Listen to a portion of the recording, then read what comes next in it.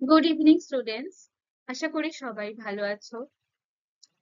তো আগের দিন তোমাদের সাহিত্য সঞ্চয়ন থেকে বঙ্কিমচন্দ্র চট্টোপাধ্যায়ের লেখা তার মূল উপন্যাস রাধারানীর প্রথম পরিচ্ছেদ থেকে নেওয়া তোমাদের পাঠ্য রাধারানী রচনাংশটি আমরা পড়ছিলাম, তাই তো? তো আগের দিন এই রাধারানী রচনাংশের প্রথম দুপাতা আমরা পড়েছিলাম। তো চলো সেই গল্পের বা সেই রচনাংশের পরবর্তী অংশ এবার দেখে নেওয়া যাক। তো আমরা দেখি গল্পে যে রাধারানী একটি একাদশ অর্থাৎ 11 বছর পূর্ণ হয়নি এরকম বয়সী একটি বালিকা।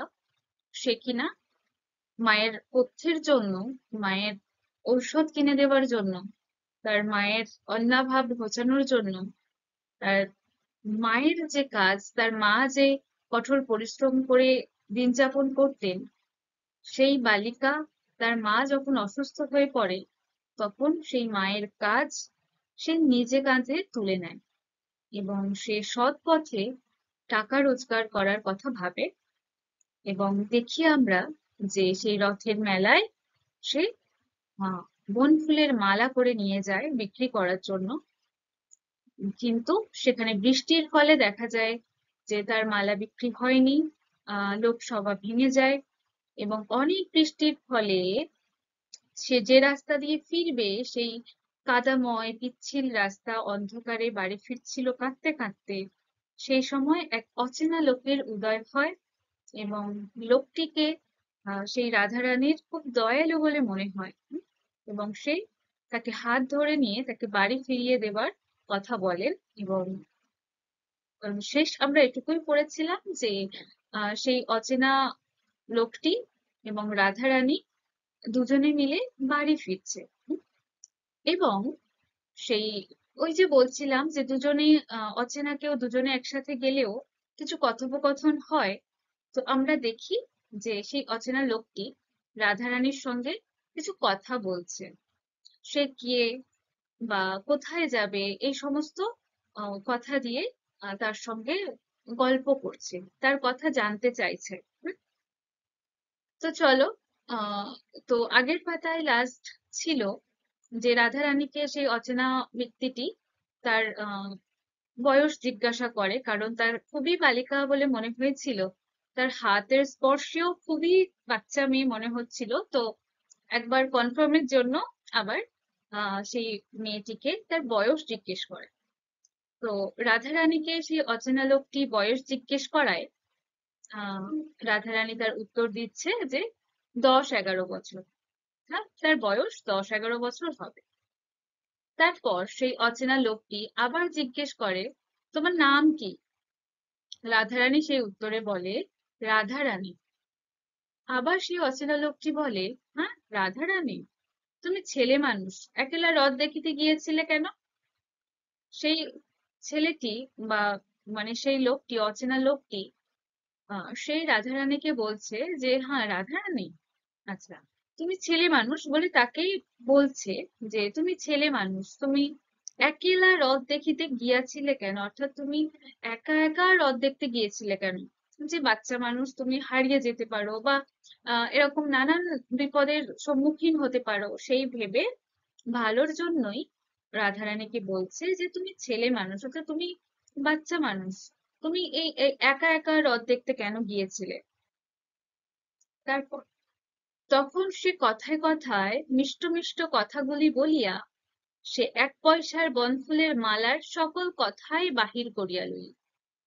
যে রাধারানী যে সেই বনফুলের মালা বিক্রি করতে গিয়েছিল, তো সেই অচেনা লোকটি রাধারানীর সঙ্গে যে কথোপকথনে, তার সঙ্গে যে গল্পের ছলে মিষ্টি মিষ্টি কথাগুলি বলে, অর্থাৎ এই যে তোমার বয়স কত, তোমার নাম কি, তুমি তো ছেলে মানুষ, কেন একা একা হ্রদ দেখতে গিয়েছো, এই সমস্ত মিষ্টি মিষ্টি কথা বলে সে সেই রাধারানী যে 1 পয়সার বনফুলের মালা বিক্রি করতে গেছে সেই বনফুলের মালার সমস্ত কথা বার করে নিল রাধারানীর পেট থেকে। হ্যাঁ, মানে সমস্ত ঘটনা সেই অচেনা লোকটি জেনে নিল কথার ছলে।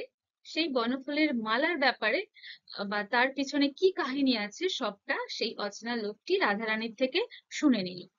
তারপর শুনিল যে মাতার পথ্যের জন্য বালিকা এই মালা গাঁথিয়া রথহাটে বেচিতে গিয়াছিল।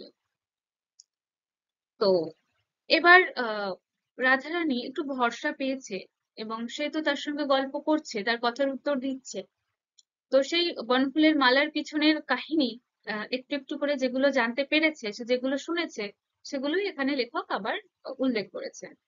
সে কি শুনলো? যে মাতার পথ্যের জন্য বালিকা এই মালা গাঁথিয়া রথ হাটে বেচতে গিয়েছিল। অর্থাৎ তার মায়ের ওষুধের জন্য সেই বালিকাটি বা সেই মেয়েটি এই বনফুলের মালা গেঁথে রথের হাটে বেচতে গিয়েছিল, অর্থাৎ বিক্রি করতে গিয়েছিল। হুম। রথ দেখিতে যায় নাই, সে মালাও বিক্রয় হয় নাই, এক্ষণেও বালিকার হৃদয় মধ্যে লুক্কায়িত আছে। অর্থাৎ সে রথ দেখতে যায়নি। হ্যাঁ। আহ, এই যে বললো সে অচেনা লোকটি যে তুমি ছেলে মানুষ একলা রথ দেখতে গিয়েছিলে কেন? হয়তো সেই লোকটি ভেবেছিল রাধারানীকে যে সে একা একা রথ দেখতে এসেছিল। কিন্তু সমস্ত কথা শুনে লোকটির এবার মানে তার ভুল ভাঙলো। সে জানতে পারলো যে না, মেয়েটি রথ দেখতে যায়নি, উম, সে মালা বিক্রি করতে গিয়েছিল, কিন্তু সে মালাও বিক্রি হয়নি। হ্যাঁ।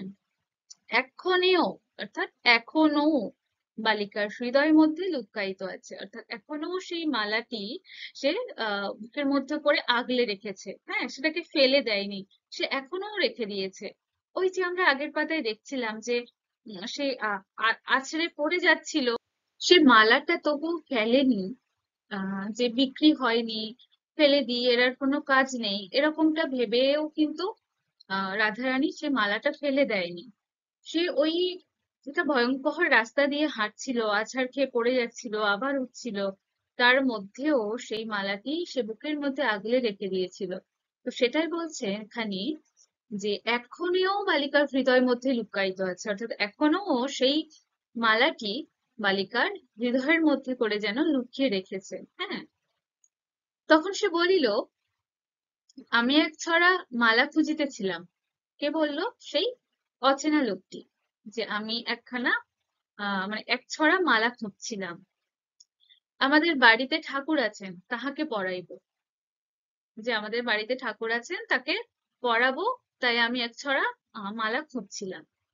রাধারানীকে বলল, রথের হাট শীঘ্র ভাঙিয়া গেল, আমি তাই মালা কিনতে পারি নাই। হুম। তো সে এরকম কিছু একটা কারণ দেখাচ্ছে। হ্যাঁ, যে যাতে সেটাকে রিয়েল মনে হয়। যে সত্যি সত্যিই যেন সে বলছে। তাই বলছে যে রথের হাট তাড়াতাড়ি ভেঙে গিয়েছিল, তাই আমি মালা কিনতে পারিনি। হুম। তারপর বলছে, তুমি মালা বেচো তো আমি কিনি। এখন সেই লোকটি রাধারানীকে বলছে যে তুমি যদি মালা বিক্রি করো তাহলে আমি কিনবো। হ্যাঁ, এরকম অর্থে। রাধারানীর আনন্দ হইল, কিন্তু মনে ভাবিল যে আমাকে যে এত যত্ন করিয়া হাত ধরিয়া এ অন্ধকারে বাড়ি লইয়া যাইতেছে, তাহার কাছে আমি দাম লইব কি প্রকারে? তা নহিলে আমার মা খেতে পাবে না। তো নি। হ্যাঁ।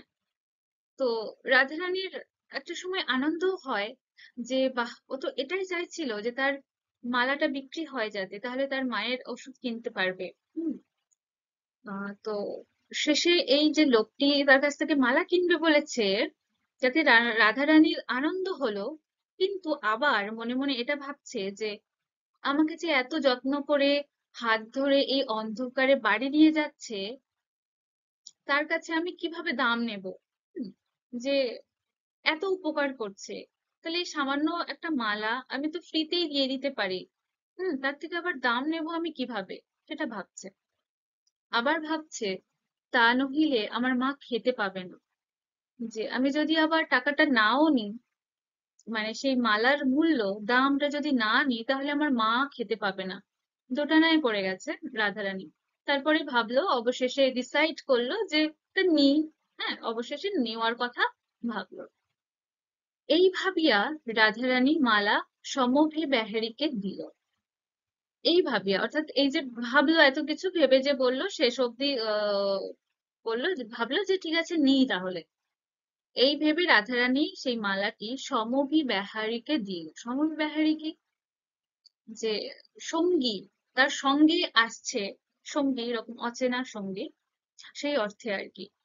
তো মালাটি তার সঙ্গীকে দিল, অর্থাৎ তার সঙ্গে যে আসছিল সেই অচেনা লোকটি, তাকে দিল। সমভিব্যাহারী বলিল, ইহার দাম 4 পয়সা, এই লও। সেই তার সেই সঙ্গীটি বা সেই অচেনা সেই লোকটি বলল যে, ইহার দাম অর্থাৎ এই মালার দাম 4 পয়সা, এই লও অর্থাৎ এই নাও, যে এই মালাটার দাম 4 পয়সা, এই নাও বলে আহ দিল আর কি, টাকাটা রাধারানীকে দিল। সমভিব্যাহারী এই বলিয়া মূল্য দিল, অর্থাৎ এই নাও বলে সেই তার সেই অচেনা সঙ্গীটি আহ সেই মালার মূল্য রাধারানীর কাছে দিল।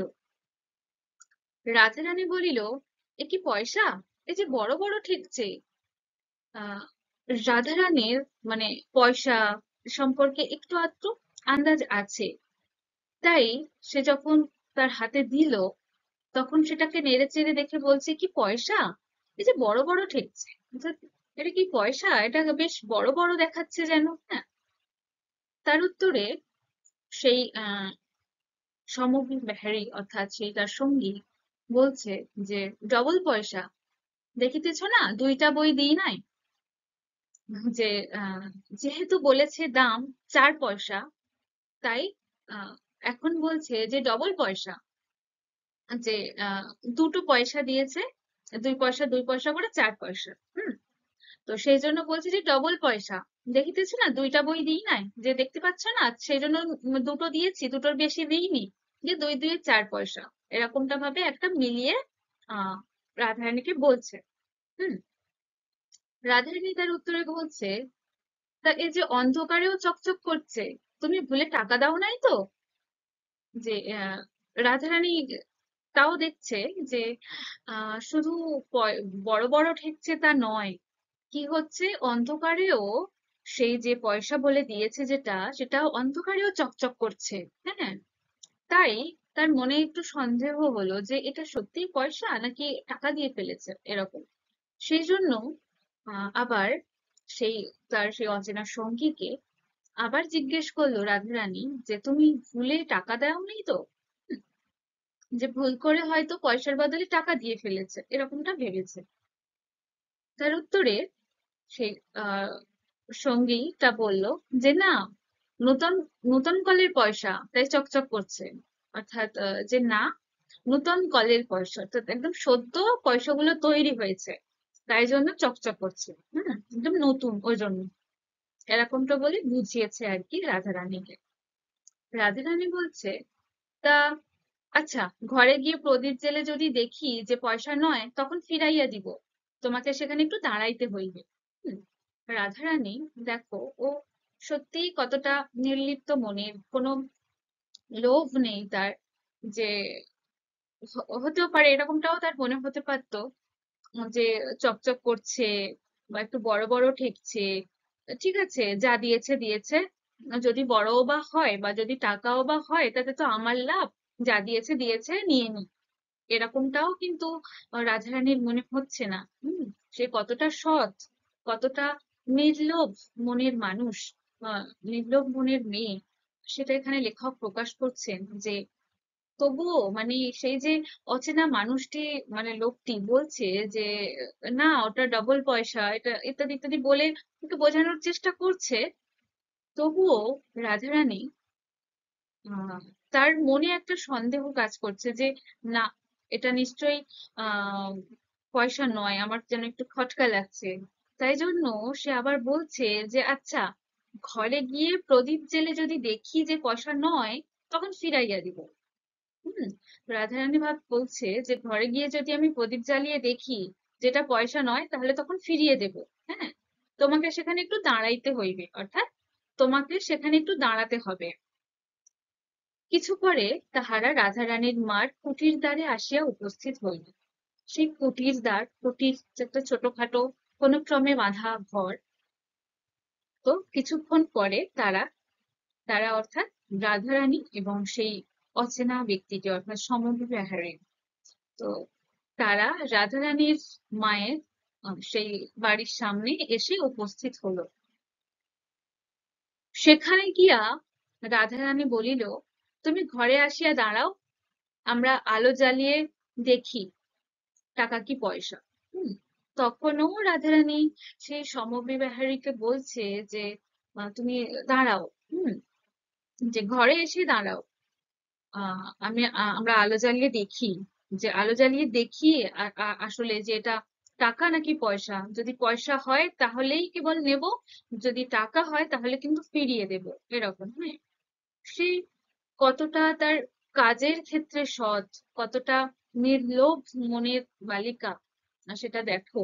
সেই সে জানে যে তার সে যে মালাটা বিক্রি করতে এসেছিল সেটা 1 পয়সার মালা, সেটাতে তো ও এতটা মানে টাকা পাবে এটা আশা করেনি, এবং সে ন্যায্য মূল্য যেরকমটা সেরকমটাই নিতে চাইছে। কিন্তু সেই যে অচেনা লোকটি তাকে 4 পয়সা দেবে বলেছে, আহ, তো কোনো ক্রমে সে মানলো যে 4 পয়সা সে নেবে, কিন্তু তাও আবার হাতে নিয়ে দেখছে যে একটু বড় বড় ঠেকছে, একটু চকচক করছে। তার মনে সন্দেহ হয় যে এটা টাকা হতে পারে, কিন্তু এটা ভেবে কিন্তু সে খুশি হয়নি যে আমাকে টাকা দিয়েছে, বা ভালো, আমার কাজে লাগবে, আমার মায়ের বেশি করে ওষুধ কিনতে পারবো, আমরা খেতে পারবো, এরকমটা কিন্তু সে ভাবেনি। সে গরিব, কিন্তু দেখো তার কোনো লোভ নেই, সে সৎ, তার কাজে সে সৎ। হ্যাঁ, সে আম, যতটা সে বলেছে সেই অচেনা লোকটি 4 পয়সা, তো সে সেটা যেন 4 পয়সাই হয়। হয়তো ভুল করে বেশি দিয়ে ফেলেছে টাকা, তাই তাকে ফেরতও দিয়ে দিতে চাইছে। হুম। তারপর কি হলো দেখা যাক।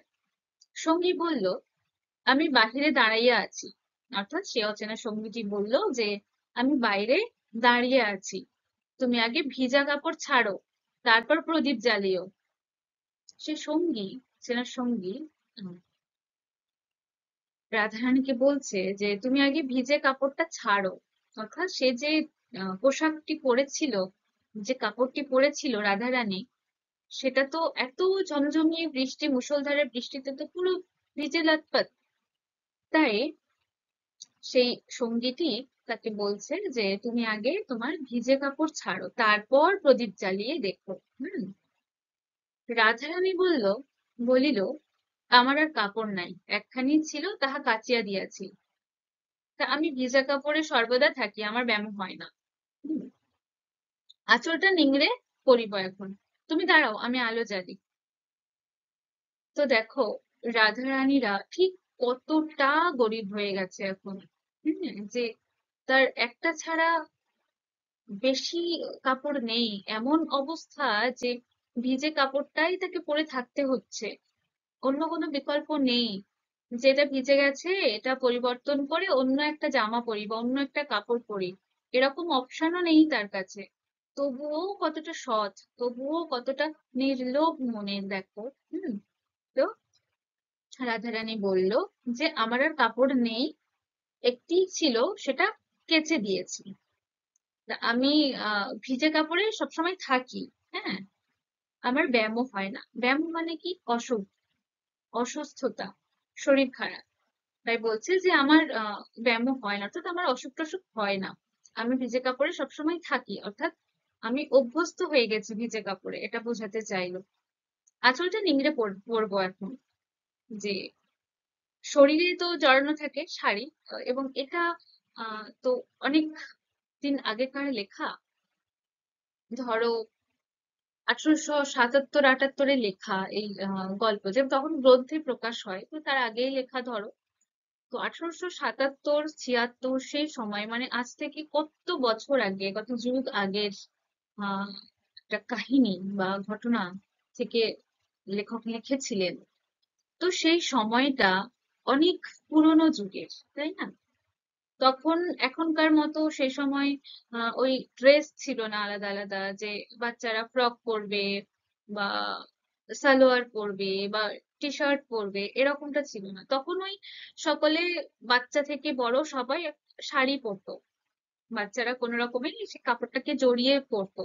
হ্যাঁ, তোমরা ওই পথের পাঁচালী যে আহ, সত্যজিৎ রায়ের যে মুভিটা রয়েছে, হ্যাঁ, সেটা তোমরা দেখবে, তখন বুঝতে পারবে যে সেখানে অপু, অপুর দিদি দুর্গা, দুর্গা ওরকমই কাপড় জড়িয়ে পড়তো। হ্যাঁ, তো আগের যুগে এরকমই সবাই এরকম কাপড় জড়িয়েই পড়তো, তো শাড়িটা জড়িয়ে পড়তো।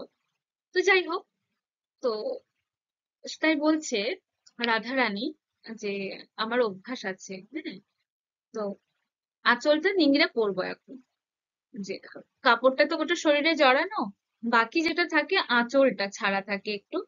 তো তাই বলছে যে আঁচলটা একটু নিংড়ে নেব, নিংড়ে পরবো এখন বলে আবার সেই লোকটি, মানে অচেনা লোকটিকে আবার বললো যে তুমি দাঁড়াও, আমি আলো জ্বালি।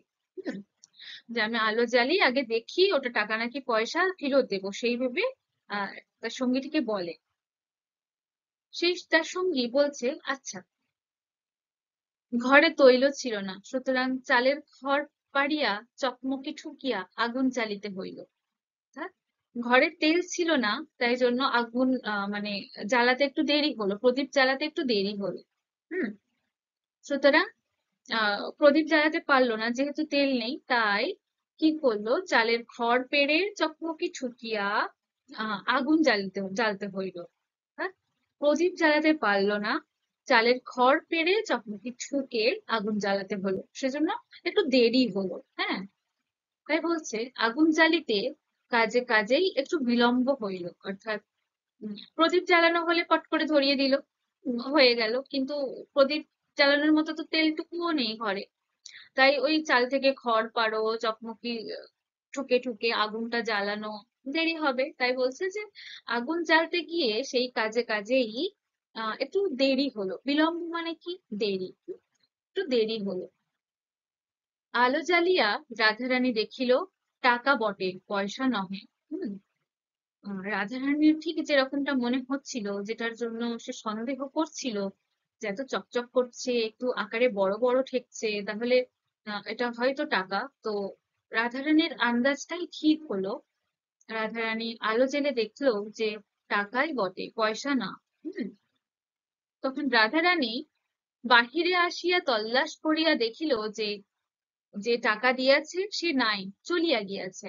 হুম, তো যখনই রাধারানী দেখলো যে এটা পয়সা না, টাকা, তখন তার চরিত্র অনুযায়ী, তার বৈশিষ্ট্য অনুযায়ী স্বাভাবিক এটা হওয়া যে কি করলো রাধারানী, তাকে খুঁজতে বেরোলো যে টাকাটা ফেরত দেওয়ার জন্য। হ্যাঁ, তো কি করলো রাধারানী, বাইরে এসে তল্লাশ করিয়া দেখলো। অর্থাৎ রাধারানী তখন সেই সাথে সাথে বাইরে এসে অনেক খোঁজ করলো, অনেক খুঁজলো, খুঁজে দেখলো যে যে টাকাটা দিয়েছে সেই অচেনা লোকটি সে নেই, চলে গিয়েছে। হ্যাঁ, রাধারানী তখন বিষণ্ণ বদনে সকল কথা তাহার মাকে বলিয়া মুখপানে চাহিয়া রহিল। সকাতরে বলিল, মা, এখন কি হবে? হুম, তো যখন তার তার এই বিষয়টা হজম হচ্ছে না, হ্যাঁ, যে তার যতটুকু প্রাপ্য সে ততটুকুই নেবে, কেন বেশি নেবে? হ্যাঁ, বা হতেও পারে সে লোকটি ভুল করে আমাকে দিয়ে ফেলেছে, কেন নেবে সেটা, ওটা অন্যের টাকা, তাকে ফেরত দিতে হবে। হুম, তো সেজন্যই তখন খুঁজে যখন পেল না সেই অচেনা লোকটির, যখন খুঁজে পেল না, তখন সে বিষণ্ণ বদনে, অর্থাৎ ম্লান মুখে, দুঃখী দুঃখী মুখ করে সমস্ত কথা যা যা হলো মেলার পর থেকে, যে যেভাবে ওকে বাড়িতে নিয়ে এসেছে অন্ধকারে হাত ধরে, তারপর তার ওই মালাটা কিনলো 4 পয়সা বলে, এই যে টাকা হয়ে গেল, মানে টাকা দিয়ে ফেলেছে। হ্যাঁ, তো এই যে সমস্ত কথা তার মাকে সে বলল। মুখ পানে চাহিয়া রহিল, তার মায়ের মুখের দিকে তাকিয়ে রইল, দিয়ে সকাতরে বলছে যে খুব ব্যগ্র হয়ে বলছে যে মা, এখন কি হবে, যে এখন কি হবে, লোকটি তো নেই, চলে গেছে, তাকে টাকাটা ফেরত দিবে কিভাবে? হ্যাঁ, এ সমস্ত কথা সে ভাবছে, বা মানে সকাতরে তার মাকে বলছে। মা বলিল, কি হবে বাছা, সে কি আর না জেনে টাকা দিয়েছে? সে দাতা, আমাদের দুঃখ শুনিয়া দান করিয়াছে। আমরাও ভিখারি হইয়াছি, দান গ্রহণ করিয়া খরচ করি। তো যখন তার মাকে সে সমস্ত কথা বলল, তখন মানে উত্তরে তার মা বলল যে কি হবে বাছা, যে মানে রাধারানী যেমনটা করে তার মাকে বলছে যে এখন কি হবে, কিভাবে টাকা ফেরত দেবে, এই সমস্ত চিন্তা ভাবনা নিয়ে তার মাকে বললো যে এখন কি হবে। সেই উত্তরেই তার মা বলছে যে কি হবে বাছা, সে কি আর না জেনে টাকা দিয়েছে? যে টাকা দিয়েছে সে কি আর না জেনে দিয়েছে? সে দাতা, হ্যাঁ, অর্থাৎ সে দান করেছে, সে দাতা, আমাদের দুঃখ শুনিয়া দান করিয়াছে। হুম? আমাদের দুঃখ শুনে সে দান করেছে, আমরাও ভিখারি হয়েছি, তাই সেই দান গ্রহণ করিয়া খরচ করি, অর্থাৎ আমরাও তো ভিখারি হয়ে গেছি, আমাদেরও তো কিছু নেই, তাই দান গ্রহণ করে, সে যে দান করেছে সেই দানটা গ্রহণ করে আমরা খরচ করি, ভিখারির মতো করে দানটা গ্রহণ করে খরচ করি। এই উত্তরে তার মা এটা তারপর তাহারা এইরূপ কথাবার্তা কহিতেছিল, এমতো সময়ে কে আসিয়া তাহাদের কুটিরের আগর ঠেলিয়া বড় শোরগোল উপস্থিত করিল। যে রাধারানী এবং তার মা এই সমস্ত কথা নিয়ে যখন মানে আলোচনা করছিল, কথাবার্তা বলছিল, ঠিক সেই সময়ে কে একজন এসে তাদের কুটিরের আগর ঠেলিয়া, তাদের সেই ছোট্ট কুটির সেই ঘরের আহ খিল ঠেলে বা সে ঝাঁপ ঠেলে বড় শোরগোল উপস্থিত করিল। শোরগোল যে খুব চেঁচামেচি তৈরি করলো যেন জায়গাটাতে, হ্যাঁ। রাধাই রানী দ্বার খুলিয়া দিল, মনে করিয়াছিল যে সেই তিনিই বুঝি আবার ফিরিয়া আসিয়াছে। হুম। রাধারানী যখন ওই আগর ঠেলে শোরগোল উপস্থিত করছে কে একজন এসে, এরকমটা যখন শুনলো রাধারানী, তখন রাধারানী দরজা খুলে দিল। হুম। রাধারানী এটা মনে করছিল যে সেই তিনিই বুঝি আবার ফিরিয়া আসিয়াছেন। তিনি বলতে কার কথা বোঝানো হচ্ছে? না, সেই সম্মুখী বেহারি, অর্থাৎ সেই সঙ্গী, অচেনা সেই লোকটি হয়তো আবার ফিরে এসেছেন, এরকমটা মনে করলো রাধারানী। সেই ভেবে রাধারানী দরজাটা খুলেছিল। পোড়া কপাল, তিনি কেন? পোড়ার মুখ কাপড়ে মিশে, হ্যাঁ, যে পোড়া কপাল, যে দেখো আহ গ্রামের দিকে বা সব জায়গাতে একটা প্রবাদ বাক্য হিসাবে অনেকে বলে থাকে যে সে হয়তো একটা কিছু আশা করছিল, তার উল্টে অন্য কিছু দেখতে পাচ্ছে, তখন বলে না যে মরণ বা মরণ দশা বা পোড়া কপাল, এরকম বলা হয় না? তো সেই রকম অর্থ করে আর কি রাধারানী বলল যে যখন দেখতে পেল যে না, সেই লোকটি ফিরে আসেননি, তখন আহ এবং তার উল্টে সে অন্য একটা মানুষকে চোখের সামনে দেখছে, সেই জন্য সে বললো যে পোড়া কপাল, তিনি কেন? পোড়ার মুখ কাপড়ে মিনসে। হুম। যে তিনি কেন, তিনি নন, পোড়ার মুখ কাপড়ে মিনসে বলে একজনকে আখ্যায়িত করছে। এবার এই পোড়ার মুখ কাপড়ে মিনসেটা কে, আমরা এবার পরে জানতে পারবো। তো চলো দেখা যাক যে কে সেই পোড়ার মুখ কাপড়ে মিনসে। আচ্ছা, রাধারানীর মার কুটির বাজারের অনতি দূরে। রাধারানীর মায়ের সেই কুটির, অর্থাৎ তারা যেখানে থাকে, ছোট্ট ঘর, সেটা বাজারের কিছুটা দূরে। হুম। যে খুব বেশি দূর নয়, তাদের ঘর ছাড়া বাজার। হ্যাঁ। তাহাদের কুটিরের নিকটেই পদ্মলোচন সাহার কাপড়ের দোকান। তাদের সেই ছোট কুটিরটার কাছেই পদ্মলোচন সাহার কাপড়ের দোকান। তো যেহেতু এই পদ্মলোচন সাহার কাপড়ের দোকান, অর্থাৎ কাপড়ের দোকানদার, কাপড়ে মিনসে মানে এই পদ্মলোচন সাহার কথাই বলেছে, বুঝিয়েছে আহ, ওই রাধারানী। এবং এই পদ্মলোচন সাহাকে পোড়ার মুখো কাপড়ে মিনসে বলে বলেছে। আচ্ছা, পদ্মলোচন খোদ পোড়ার মুখো কাপড়ে মিনসে একজনের নূতন কুঞ্জদার শান্তিপুরে কাপড় হাতে করিয়া আনিয়াছিল। এখন দ্বার খোলা পাইয়া তাহা রাধারানীকে দিল, বলিল রাধারানীরই কাপড়, রাধারানীর এই কাপড়। তো সেই পোড়ার মুখো কাপড়ে মিনসে, অর্থাৎ পদ্মলোচন সাহা, যে কাপড়ের দোকানদার, সে নিজে এসেছে, হ্যাঁ, একজোড়া নতুন কুঞ্জদার শান্তিপুরে কাপড় হাতে নিয়ে রাধারানীর বাড়িতে এসেছে, এবং রাধারানীদের ঘরের দরজা খোলা পেয়ে রাধারানীকে সেই কাপড়টি দিল। দিয়ে বলল যে এই কাপড়টি রাধা রানীর। হ্যাঁ, রাধা রানী বলিল, ওমা, আমার কিসের কাপড়? হুম, রাধা রানী অবাক হয়ে গেল যে তাদের খাওয়া জুটছে না, তার মায়ের ওষুধ কিনতে পারছে না, তার আবার কিসের কাপড়? তারা কাপড় কেনার মতো সামর্থ্য তো তার নেই। হুম, তাই জন্য সে অবাক হয়ে বলছে যে, ওমা, আমার কিসের কাপড়? হ্যাঁ, পদ্মলোচন বলছে, আহ পদ্মলোচন, সে বাস্তবিক পোড়ার মুখ কিনা তাহা আমার সবিশেষ জানি না। রাধারানীর কথা শুনিয়া কিছু বিস্মিত হইল, বলিল, কেন? এই যে এক বাবু এখনই আমাকে নগদ দাম দিয়া বলিয়া গেল যে এই কাপড় এখনই ওই রাধারানীকে দিয়া এসো। তো পদ্মলোচন সে বাস্তবে কি পোড়ার মুখ কিনা, যে এই যে রাধারানী পদ্মলোচনকে পোড়ার মুখ বলে সম্বোধন করে, তো তাই বলছে যে সে সত্যিই তো পড়ার মুখো না, তাই জন্যই আর কি সে জানে না এই সমস্ত বিষয়, ওই জন্য আন্দাজে আমাকে কাপড়টা দিয়ে যাচ্ছে। সত্যি পড়ার মুখোই বটে, তাই না? এরকমটা বলা হয় না?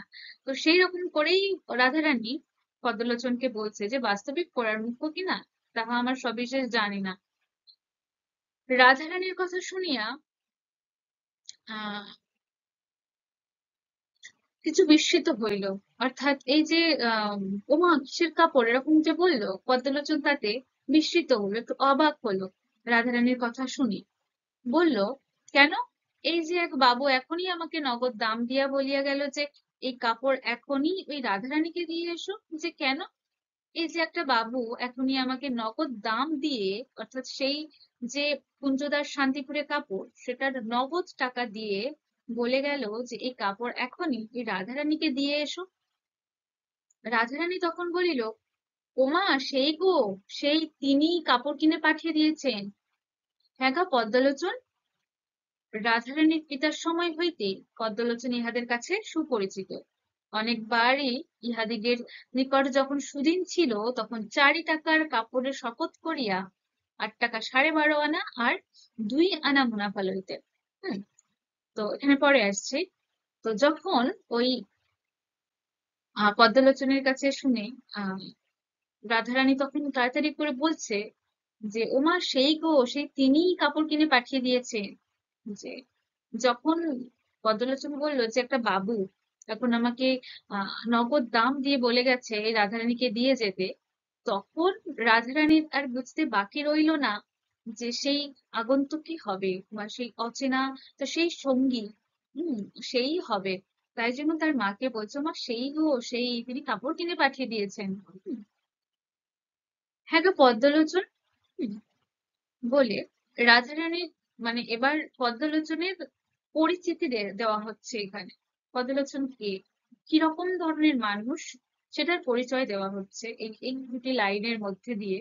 দেখো, রাধারানীর পিতার সময় হইতে পদ্মলোচন ইহাদের কাছে সুপরিচিত।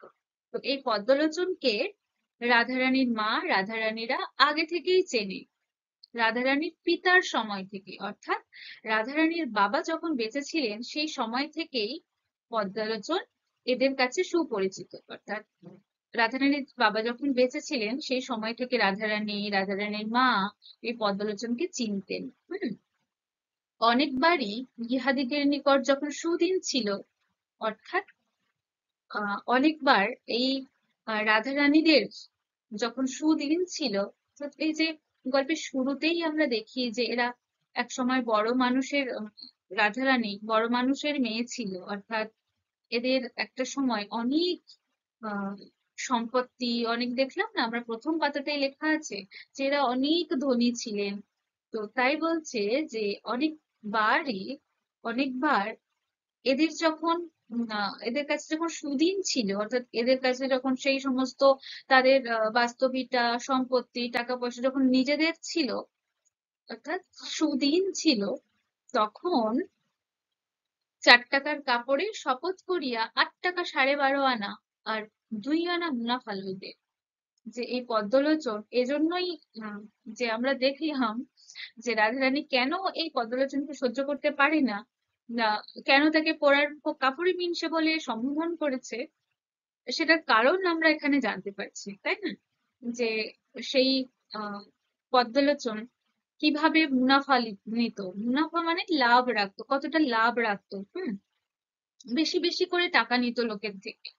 তো এমনটা রাধারানীর বাবার সময়, যখন যখন এরা অনেক বড়লোক ছিল, যখন এদের সুদিন ছিল, সে সময় অনেকবার 4 টাকার কাপড়, মানে কাপড়ের দাম 4 টাকা হতো, কিন্তু সে সেটাকে 8 টাকা 12.5 আনা নিত, আর 2 আনা মুনাফা নিত, অর্থাৎ 2 আনা আবার লাভও নিত। হ্যাঁ, এরকম করে অনেকগুলো করে টাকা নিত তাদের থেকে। হ্যাঁ পদ্মলোচন, বলি সেই বাবুটিকে চেনো? হুম, পদ্মলোচনকে জিজ্ঞাসা করছে রাধারানীর মা, যে হ্যাঁ পদ্মলোচন, বলি সেই বাবুটিকে চেনো? যে সেই যে বাবুটি আর কি কাপড় কিনে পাঠিয়েছে আর কি, তার কথা বলছি, যে সেই বাবুটিকে চেনো? পদ্মলোচন বলিল, তোমরা চেনো না? পদ্মলোচন উত্তরে বলছে যে, তোমরা চেনো না? আহ তখন রাধারানী বলছে না। পদ্মলোচন বলছে, আমি বলি তোমাদের কুটুম্ব, আমি চিনি না। যে পদ্মলোচন তার উত্তরে বলছে যে, আমি ভাবছিলাম হয়তো তোমাদের কুটুম হয়, আমি তো চিনি না। অর্থাৎ এই যে তাকে নাম ধরে তার নামে কাপড় কিনে দিয়ে গেল, দিয়ে যেতে বললো, তো এবার স্বাভাবিক কেউ ভাবে হয়তো তার আত্মীয় হবে, তার কোনো রিলেটিভ হবে, তাকে চেনে, ওজন্যই হয়তো দিয়ে যাচ্ছে, তার নাম বলে যাচ্ছে। তো সেই রকমই একটা উত্তর দিল পদ্মলোচন, যে আমি ভাবছিলাম হয়তো তোমাদের কুটুম হয়, আমি চিনি না। হুম, যাহা হোক, পদ্মলোচন 4 টাকার কাপড় আবার মায়ের মুনাফা 8 টাকা 14.5 আনায় বিক্রয় করিয়াছিলেন। আর অধিক কথা কহিবার প্রয়োজন নাই বিবেচনা করিয়া প্রসন্ন মনে দোকানে ফিরিয়া গেলেন। অর্থাৎ এখানে যে যাই হোক, পদ্মলোচন 4 টাকার কাপড়, এই যে কুঞ্জদার শান্তিপুরের কাপড়, যেটা উম রাধারানীর জন্য সেই অচেনা লোকটি কিনে পাঠিয়েছেন, সেই কুঞ্জদার শান্তিপুরের কাপড়ের দাম 4 টাকা, কিন্তু সেই 4 টাকার কাপড় আবার তাতে মুনাফা 8 টাকা 14.5 আনায় বিক্রি করেছেন এই এই পদ্মলোচন। কতটা লাভ রেখে লোকের থেকে টাকা নেয়, মানে জিনিস বিক্রি করে দেখো। আর অধিক কথা কহিবার প্রয়োজন নাই, যে তার তো তার আত্মসাৎ সে করে ফেলেছে। সে এই একটা শাড়ি বিক্রিতে এতগুলো টাকা, মানে তার ডাবলেরও বেশি টাকা সে লাভ করেছে। তাই জন্য সে এখানে আর বেশি কথা বলার প্রয়োজন বোধ মনে করেনি। হ্যাঁ, সে তো জানে যে তার বেশ মুনাফা হয়েছে, তার এতগুলো লাভ হয়েছে। সে নিজেরটা ভেবে আর কি, যে আর আমার বেশি কথা বলে লাভ নেই, আমারটা আমার হয়ে গেছে। হ্যাঁ, এই ভেবে এরকম প্রসন্ন মনে, অর্থাৎ খুশি খুশি মনে সে আবার দোকানে ফিরে গেল। অর্থাৎ পদ্মলোচন আবার দোকানে ফিরে গেলেন। হুম। এদিকে রাধারানী প্রাপ্ত টাকা ভাঙাইয়া মায়ের পথ্যের উদ্যোগের জন্য বাজারে গেল। তো এদিকে রাধারানী প্রাপ্ত টাকা, প্রাপ্ত মানে যেটা পেয়েছিল, হুম, যে তার মালা বিক্রয়ের দরুন আহ ওই যে অচেনা লোকটি তাকে যে টাকা দিয়ে গেছে, 4 পয়সা বলে টাকা দিয়ে গেছে, এবং সে ভাবছিল যে টাকাটা নেবে কিনা, কিভাবে ফেরত দেবে। কিন্তু তার মা যখন সাহস দিয়ে বলে যে আমরা ভিখারি হয়েছি, তিনি দাতা, তিনি দান করেছেন, আমরা দান গ্রহণ করে এটাকে খরচ করি, কম বলায় তখন রাধারানী একটু সাহস পেল, বা টাকাটা রাখার কথা, খরচের কথা ভাবলো। তাই সেই প্রাপ্ত টাকাটা ভাঙিয়ে মায়ের ওষুধ কেনার জন্য আহ বাজারে গেল। হুম, বাজার করিয়া তৈল আনিয়া প্রদীপ জ্বালিল। তারপর সেই টাকা ভাঙিয়ে ও আহ, বাজার করে তেল কিনে এনে বাড়িতে এসে প্রদীপ জ্বাললো।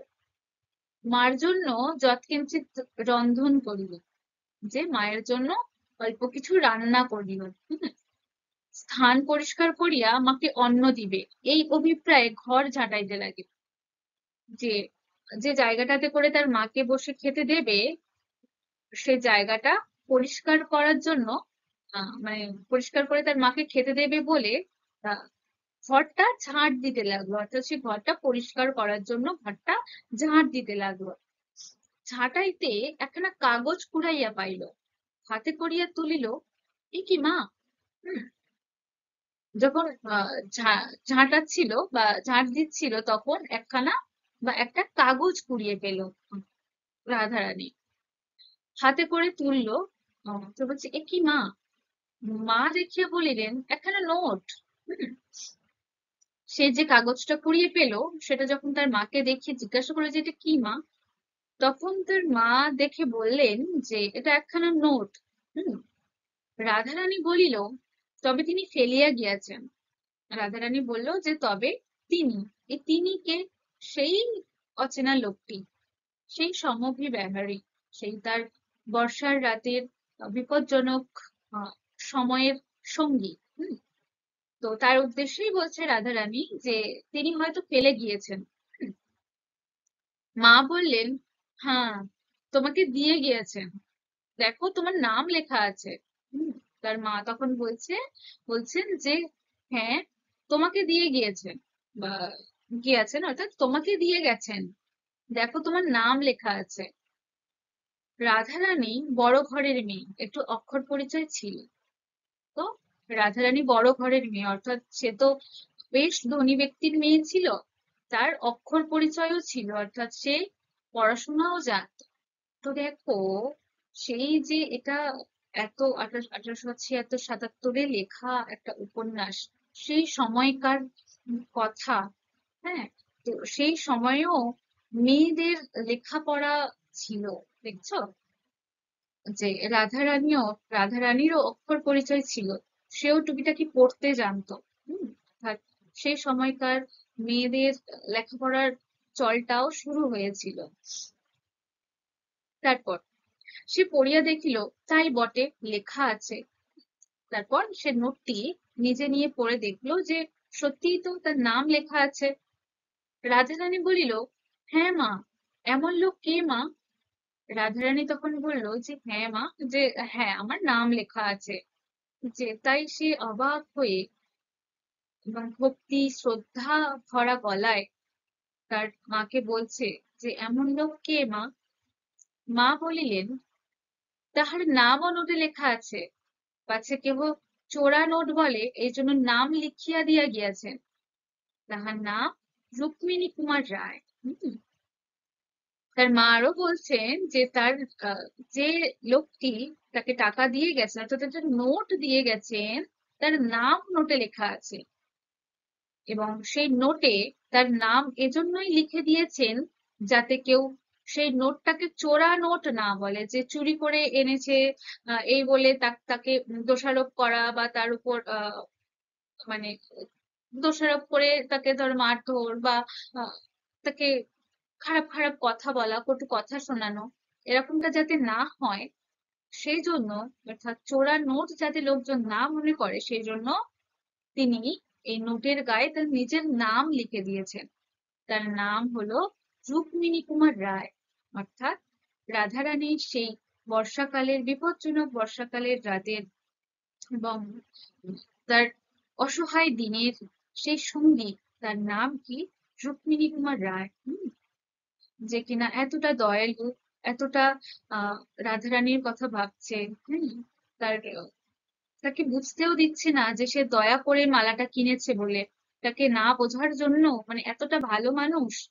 শুধু দয়ালু বলে নয়, তার মধ্যে এই জ্ঞানটুকুও রয়েছে যে কোথায় কি বললে কার খারাপ লাগা কতটা ভালো লাগা থাকতে পারে, সেই জ্ঞানটুকুও তার রয়েছে। এর থেকে বোঝাও যায় যে রুক্মিণী কুমার রায় আহ যথেষ্ট শিক্ষিত মানুষ সেই সময়কার যুগে, তাই না?